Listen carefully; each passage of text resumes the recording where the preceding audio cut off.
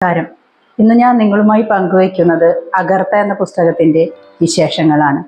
2024 SK Pottekkatt പുരസ്കാരവും തമിഴ്നാട് യൂണിവേഴ്സിറ്റിയുടെ doctor of letters പുരസ്കാരവും നേടിയ നിസാർ ഇൽത്തുമിഷിന്റെ നൂറുൽ മുനീറുൽ പൂർണ്ണാനന്ദ എന്ന പുസ്തകത്തിന്റെ രണ്ടാം ഭാഗമാണ് അഗർത്ത. മാൻകൈൻഡ് ലിറ്ററേച്ചറാണ് ഈ പുസ്തകം പ്രസിദ്ധീകരിച്ചിരിക്കുന്നത്. 320 രൂപയാണ് ഇതിന്റെ വില. കഥ തുടങ്ങുന്നത് എങ്ങനെയാണ്?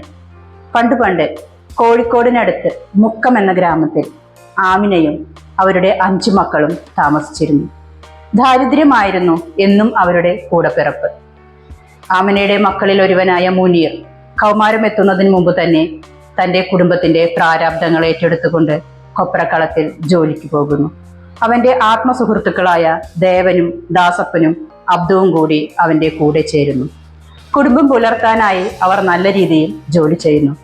അബ്ദു അവന്റെ ഏറ്റവും അടുത്ത കൂട്ടുകാരനാകുന്നു. തന്റെ മനസാക്ഷി സൂക്ഷിപ്പുകാരൻ കൂടിയാണ് മുനീറിന് അബ്ദു. മുനീർ തന്റെ പെങ്ങന്മാരെ വിവാഹം കഴിച്ചയക്കുകയും വീട് വലുതാക്കുകയും ചെയ്യുന്നു. ജീവിതം സുഖകരമായി പോകെ പണ്ട് തങ്ങളെ ഉപേക്ഷിച്ചു പോയ ബാപ്പ ബർമ്മയിൽ നിന്ന് ധാരാളം സമ്പത്തുമായി തിരിച്ചു വരുന്നു. സമ്പത്ത് കണ്ടതോടെ അതുവരെ ഉണ്ടായിരുന്നതെല്ലാം മറന്ന് ആമിന ഭർത്താവിനെ 2 കൈയും നീട്ടി സ്വീകരിക്കുന്നു. വീട്ടിൽ പണമുണ്ടായതോടുകൂടി കുടുംബ ബന്ധങ്ങളിൽ വിള്ളൽ വീഴുന്നു. അവസാനം മുനീർ വീട് വിട്ടിറങ്ങുന്നു. മുനീറിന്റെ കൂടെ തൻ്റെ ഏറ്റവും അടുത്ത കൂട്ടുകാരനായ അബ്ദുവും ചേരുന്നു. അവർ വിവിധ രാജ്യങ്ങളിൽ പോയി ജോലി ചെയ്യുകയും ധാരാളം പണം സമ്പാദിക്കുകയും ചെയ്യുന്നു. പിന്നീട് അവർ 2 പേരും കൂടി നാട്ടിൽ വരുന്നു. ഇനി ഞങ്ങൾ ഒരു ദീർഘദൂര യാത്ര പോവുകയാണ്, ദുനിയാവ് കാണാൻ ഞങ്ങൾ ഇറങ്ങിത്തിരിക്കുകയാണെന്ന് തൻ്റെ കൂട്ടുകാരോട് പറയുന്നു. രാത്രി നാടുവിടുന്നതിനിടയിൽ ദേവൻ കടപ്പുറത്തെ തങ്ങളുടെ ജാറത്തിൽ വെച്ച് മന്ത്രിച്ച ഉറുക്ക് മുനീറിന്റെ കഴുത്തിൽ കെട്ടിക്കൊടുക്കുന്നു.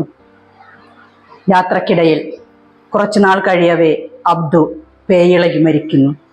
അബ്ദുവിന്റെ മരണം മുനീറിനെ മാനസികമായി തളർത്തുന്നു. ആത്മീയതയുടെ വെളിമ്പുറങ്ങളിലൂടെ അവൻ അലഞ്ഞു നടക്കുന്നു.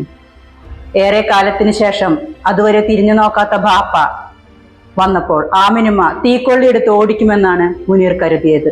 അതും അവന്റെ വ്യാമോഹമായിരുന്നു. വീട് വിട്ടിറങ്ങാൻ തീരുമാനിച്ചപ്പോൾ പെങ്ങന്മാർ തടയുമെന്ന് അവൻ കരുതി. അതും ഉണ്ടായില്ല. അതും അവന്റെ വ്യാമോഹമായിരുന്നു. മനുഷ്യ മനസ്സ് വ്യാമോഹങ്ങളുടെ വെളിമ്പറമ്പാണെന്ന് ബോധ്യമായപ്പോഴാണ് അവൻ പൂർണ്ണാനന്ദയായത്.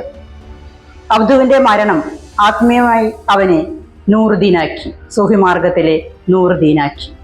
കാലങ്ങൾ പോകെ ദേവൻ തൻ്റെ ഭാര്യമൊത്ത് കാശി കാണാൻ വരുന്നു.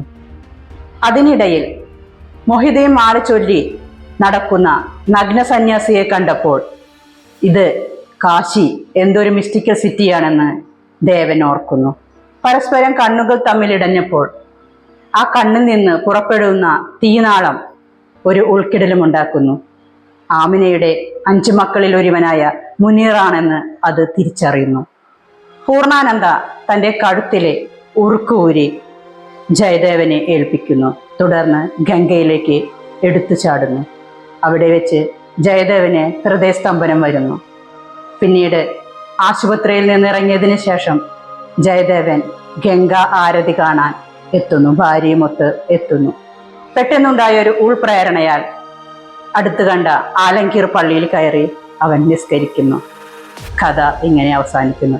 വ്യാമോഹങ്ങളുടെ യാത്ര, വ്യാമോഹങ്ങളുടെ വെളിപ്പറമ്പാണ് ഹൃദയം, മനുഷ്യ മനസ്സെന്ന് ബോധ്യമുണ്ടായപ്പോൾ സൂഫിയായും അഘോരിയായും ജീവിച്ച മുനീർ എന്ന ഒരു സാധാരണ വ്യക്തിയുടെ ജീവിതമാണ് കഥയിലുടനീളം നമുക്ക് കാണാൻ കഴിയുന്നത്. തെല്ലൊരു ആത്മശാന്തി ലഭിക്കാൻ ഈ കൃതി നമുക്ക് പ്രദാനം ചെയ്യും. ഇതിലെ പല താളുകളും മനുഷ്യഹൃദയങ്ങളിൽ, അസ്വസ്ഥമായ മനസ്സുകളിൽ കുറച്ച് ആത്മശാന്തി ലഭിക്കാൻ ഇടയാക്കുമെന്ന് ഉറപ്പായും പറയാൻ കഴിയും. യാത്രക്കിടയിൽ മുനീർ കണ്ടുമുട്ടുന്ന ഹിജഡയായ സൽത്തനച്ച് പുതിയ പുതിയ അറിവുകൾ മുനീറിന് പകർന്നു നൽകുന്നു. ഹിജഡകളുടെ ജീവിത പശ്ചാത്തലങ്ങളും അവരുടെ അനുഭവങ്ങളും അവരുടെ കഥയുമെല്ലാം ഇതിൻ്റെ ഒരു ഭാഗമായി വരുന്നു. മുക്കത്തെ ഒരു സാധാരണ മുസ്ലിം ഫാമിലിയിൽ ജീവിച്ച അവിടുത്തെ ഒരു ഗ്രാമത്തിൻ്റെ എല്ലാ സുഖങ്ങളും സങ്കല്പങ്ങളും ഒത്തിണങ്ങിയ ഒരു വ്യക്തിയായ മുനീർ പിന്നീട് നൂറുദ്ദീനായും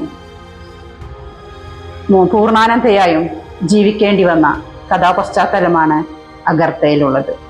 നിങ്ങളെല്ലാവരും ഈ കൃതി വായിക്കണമെന്ന് ഞാൻ പറയുന്നു. അടുത്തത് മറ്റൊരു പുസ്തകത്തിൻ്റെ വിശേഷവുമായി ഞാൻ വീണ്ടും വരും. നന്ദി, നമസ്കാരം.